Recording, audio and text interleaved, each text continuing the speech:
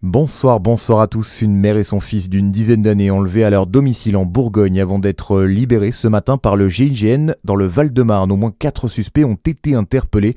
Il s'agit selon les premiers éléments d'une nouvelle affaire liée au milieu de la crypto-monnaie.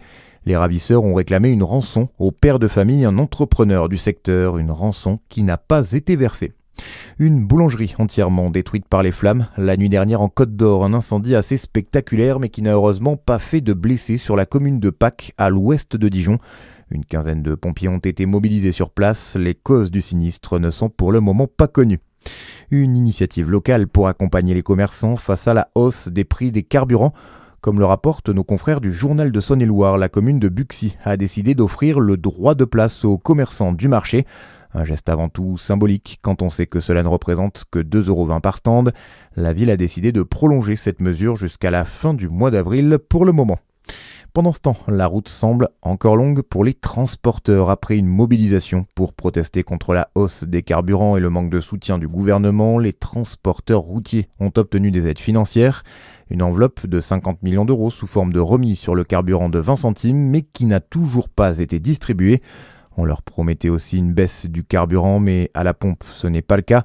Seulement 1 centime de moins. En moyenne, Philippe Chastrus, secrétaire général Autre-Occitanie, déplore une situation qui perdure. On n'a toujours pas la publication du décret, donc toujours pas le portail pour pouvoir après solliciter les aides, sachant que ce sont des aides qui sont très largement insuffisantes déjà par rapport à la situation critique là, des transporteurs.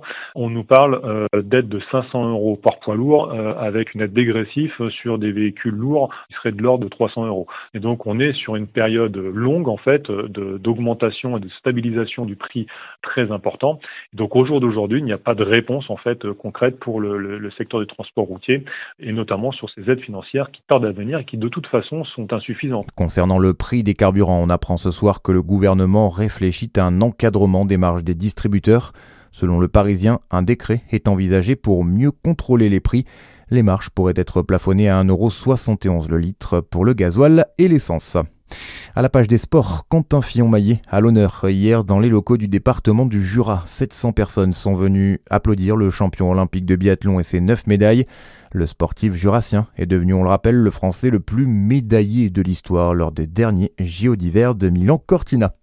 Et puis du foot, ce soir, le PSG espère valider sa qualification pour la demi-finale de la Ligue des Champions à Anfield sur la pelouse de Liverpool. Les Parisiens s'étaient imposés 2-0 au match aller. À suivre également ce soir, l'Atlético Madrid face au FC Barcelone. Coup d'envoi des deux rencontres à 21 h. Voilà pour ce point sur l'info. Excellente soirée à l'écoute de Fréquence Plus.